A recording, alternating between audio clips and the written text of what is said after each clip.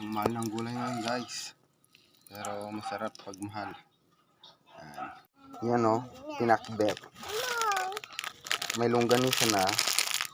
May chicharon pa. The best.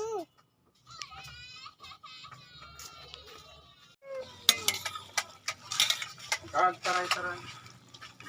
Ito na ating pakbet guys. Waray. Ano? Yata din niyo. Kamuti garot tarong.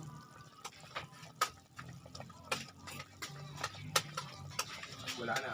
Ay, mamam.